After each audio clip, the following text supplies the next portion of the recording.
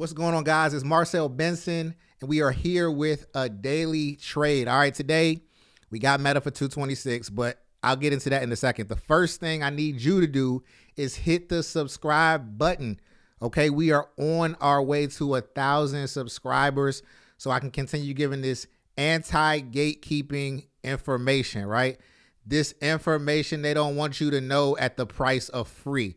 Right? The information they trying to charge $1 gazillion to teach you, I'm giving it to you right here. And if you're willing to learn it, you're going to be all right.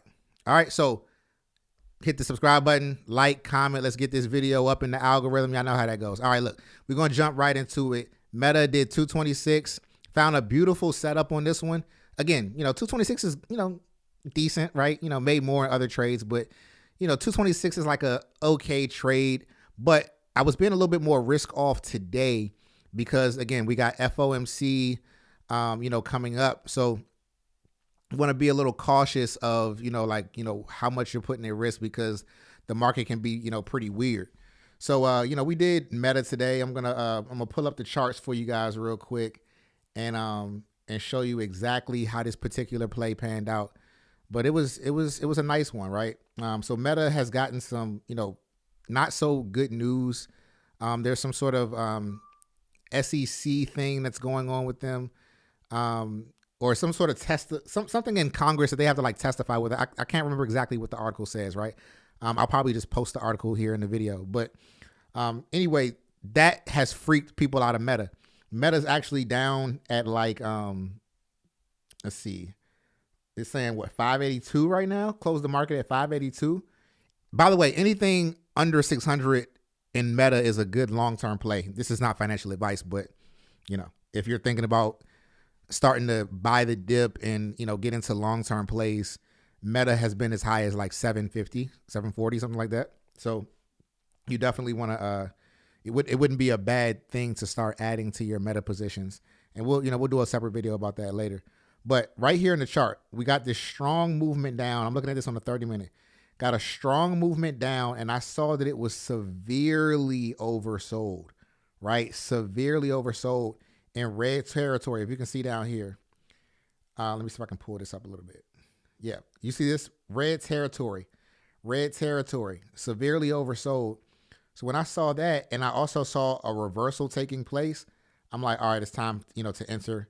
Entered it, retraced to the VWAP, made a quick $226, right? So plays like this happen all the time. You really just you have to look at yourself like a needle, right?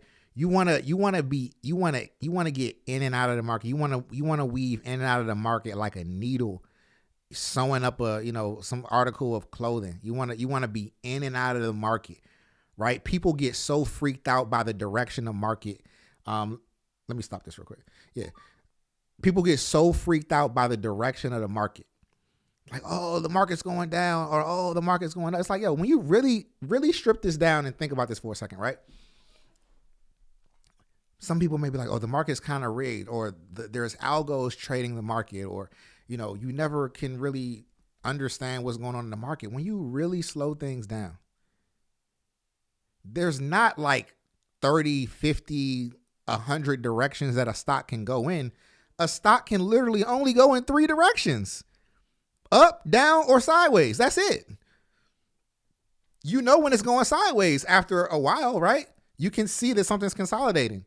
If something is going down, the only thing that can happen is it can keep going down or it can reverse.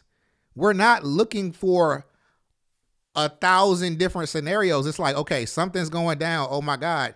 Yes, it's not good for equities that you may be holding, but you can find a put position if something is staying below the VWAP. You get a pullback to the VWAP, you take entry, ride it back down. Something closes above that, maybe the sentiment has shifted to bullish. Now we start looking for bullish plays, right? This trading stuff, they want you to think it's complicated, but it's not complicated. The games are always simple. Every game on this earth we can think about is pretty simple. It's us that's the complicated ones.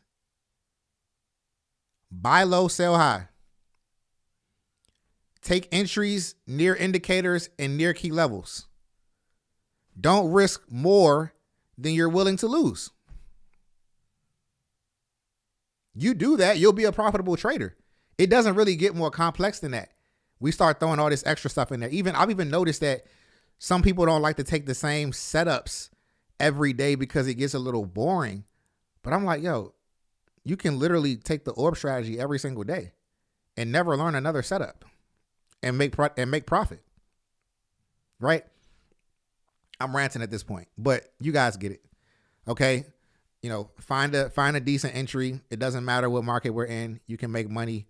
We let the market fall today and we found a reversal, caught it on the bounce, right? There's so many different versions of reversals that you can catch. And it's so simple. All right.